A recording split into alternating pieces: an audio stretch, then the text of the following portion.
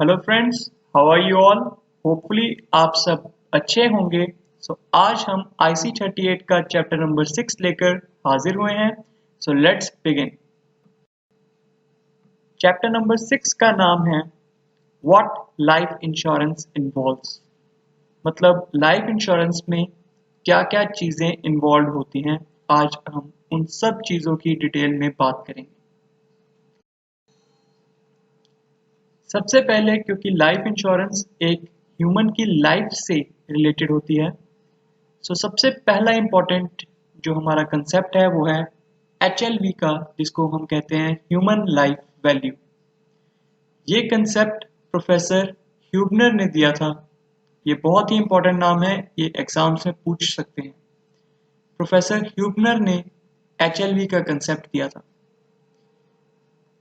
HLV calculate कैसे की जाती है, आज आपको इस वीडियो में जानने को मिलेगा। नेट अर्निंग्स कैलकुलेट की जाती है सबसे पहले, और फिर नेट अर्निंग्स को रेट ऑफ इंटरेस्ट के साथ डिवाइड कर दिया जाता है। इसी से हमारी ह्यूमन लाइफ वैल्यू पता चलती है। और नेट अर्निंग्स निकालने के लिए जितनी पर्सन की इनकम है साल की, उसमें से उसके खुद पर खर्चे माइनस कर दिए जाते हैं, वो नेट अर्निंग्स कहलाती है। मतलब उसकी एग्जाम्पल के तौर पे अगर हम लें, किसी की साल की अगर इनकम 4 लाख है, उसमें से वो 1 लाख अपने आप पर खर्च करता है, तो नेट अर्निंग्स उसकी 3 लाख बनी, जो उसकी फैमिली उससे बेनिफिट उठा रही थी। वो नेट अर्निंग्स को जब हम रेट ऑफ इंटरेस्ट, यानी कि अगर हम मान लें रेट ऑफ इंटरेस्ट 8%, उसके साथ डिवाइड करेंगे तो हमें उसकी ह्यूमन लाइफ की वैल्यू पता चलेगी। और उतने का उसको इंश्योरेंस लेना जरूरी होता है। मतलब ये माना जाता है कि उसकी लाइफ पे उतने की इंश्योरेंस होनी चाहिए जितनी उसकी ह्यूमन लाइफ वैल्यू आती है। आगे बढ़ते हैं। हमारी जो ह्यूमन लाइफ है उसमें काफी रिस्क हैं। 3 सबसे इंपॉर्टेंट रिस्क जो इंश्योरेंस से रिलेटेड होते हैं ह्यूमन लाइफ की, वो क्या है। लोग क्यों इंश्योरेंस कराते हैं? क्योंकि पहला डर उनको है कि हम जल्दी ना मर जाएं, हमारे परिवार को कौन देखेगा। दूसरा रिस्क है कि हम ज्यादा ना जी जाएं, कि हमें बुढ़ापे में कौन देखेगा, इसलिए पेंशन प्लान्स लेते हैं। और थर्ड रिस्क है कि अगर विकलांग हो गए तो हमारी जिंदगी कैसी होगी, डिसेबिलिटी के साथ हम कैसे जिएंगे, इसलिए भी लोग इंश्योरेंस प्रेफर करते हैं। अब हम जनरल इंश्योरेंस और लाइफ इंश्योरेंस के बीच में डिफरेंस की बात करेंगे। जनरल इंश्योरेंस जो होती है वो इंडेमनिटी के कॉन्ट्रैक्ट्स होते हैं। मतलब कि जो चीज लॉस के पहले थी वो चीज आपको दोबारा मिल सकती है। आपकी बाइक डैमेज हो गई, दोबारा से आपकी बाइक मिल सकती है। लेकिन लाइफ इंश्योरेंस में अगर पर्सन की डेथ हो जाती है तो वो पर्सन दोबारा नहीं आ सकता। सेकंड पॉइंट है कि यहाँ पे रिस्क जो है वो अनसर्टेन है, कि आपकी बाइक को कुछ हो भी सकता है और नहीं भी हो सकता। लेकिन लाइफ इंश्योरेंस में डेथ जो है वो सर्टेन है कि वो होनी ही होनी है डेथ। टाइम पक्का नहीं है, लेकिन हर इंसान को इस धरती से जाना ही जाना है। थर्ड पॉइंट की अगर हम बात करें, जनरल इंश्योरेंस में रिस्क जो है वो बढ़ता नहीं है टाइम के साथ। मान लीजिए आपने आज बाइक ली है, 10 साल बाद भी रिस्क सेम ही रहेगा। लेकिन लाइफ इंश्योरेंस में रिस्क उम्र के साथ बढ़ता रहता है, क्योंकि जैसे जैसे एज बढ़ती है डेथ के चांसेस इंक्रीज होते रहते हैं। ये था दोनों में डिफरेंस।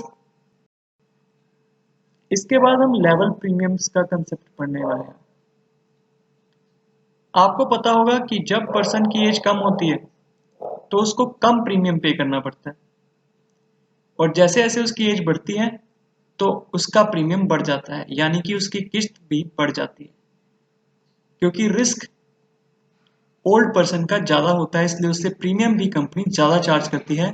जबकि बच्चे की डेथ की रिस्क बहुत कम है, इसलिए उससे प्रीमियम भी कम चार्ज किया जाता है। लेवल प्रीमियम का कंसेप्ट क्या है? ऐसे तो आप कहें कि अगर एक पर्सन 20 साल की इंश्योरेंस कराता है, पहले साल उससे कम कम किस्तें और उसके बाद किस्त बढ़ती जाए बढ़ती जाए बढ़ती जाए। इस कंसेप्ट को लाने का यही मकसद है कि किस्त सेम रहे पूरे ड्यूरेशन में, इसलिए लेवल प्रीमियम का कंसेप्ट है। इसमें जो शुरुआती सालों में किस्त ली जाती है वो ज़्यादा होती है और बाद वाले सालों में जो किस्त ली जाती है वो कम होती है, ताकि एवरेज सेम बैठे। इसको कहते हैं लेवल प्रीमियम्स। और प्रीमियम में दो कंसेप्ट हमारे कवर होते हैं। एक तो हमारी इंश्योरेंस होती है, जिसको हम टर्म इंश्योरेंस भी कह सकते हैं, कि सिर्फ रिस्क कवर, और दूसरा इसमें सेविंग एलिमेंट भी होता है, क्योंकि अगर कुछ नहीं होता तो भी हमें मिलेगी सेविंग एलिमेंट, और अगर कुछ हो जाता है तो टर्म इंश्योरेंस के तहत हमें हमारे परिवार को या नॉमिनी को पैसे मिलेंगे। इसके बाद बहुत ही इंपॉर्टेंट कंसेप्ट है रिस्क पूलिंग का। पूलिंग का आपको मतलब पता होगा वैसे, कि सारे लोग जब एक ही जगह पर पैसे डाल दें उसको कहते हैं पूलिंग। कि एक पूल बना देना और उसमें लोग सारे पैसे डाल देते हैं और जिसको लोड होती है उस फंड में से निकाल के उसको पेमेंट कर दी जाती है। यही इंश्योरेंस है। ओके, सो हमारी इंश्योरेंस में एक तो डेथ का रिस्क कवर भी मिलता है और सेविंग भी लोग करते हैं। जबकि पूलिंग के विरोध में एक कंसेप्ट है डाइवर्सिफिकेशन। मतलब उसका एक तरह से अपोजिट है, लेकिन डाइवर्सिफिकेशन भी बहुत ही अच्छा कंसेप्ट है। डाइवर्सिफिकेशन का मतलब है कि लोग अपना पैसा अलग अलग जगह लगाएं। कुछ पैसा बैंक में, कुछ पोस्ट ऑफिस में, कुछ इंश्योरेंस में, कुछ शेयर मार्केट में, ताकि उनका ओवरऑल सर्कल सही रहे। सारा पैसा एक जगह लगा दें और वो चीज़ अगर लॉस कर जाए तो वो खराब हो जाता है। इसलिए लोग डाइवर्सिफिकेशन भी चूज करते हैं।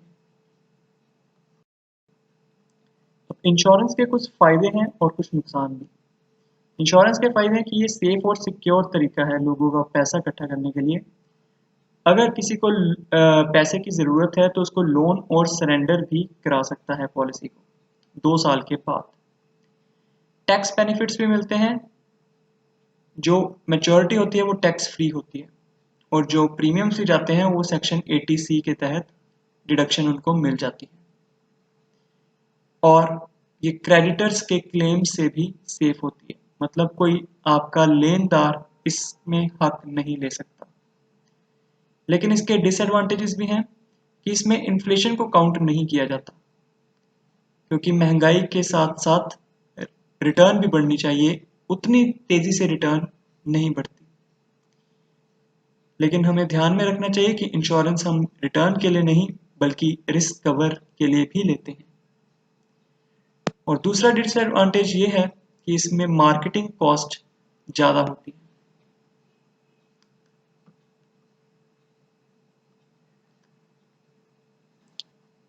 So thank you friends. Hope you like this video. Please like, comment and share our videos and press the bell icon to never miss an update.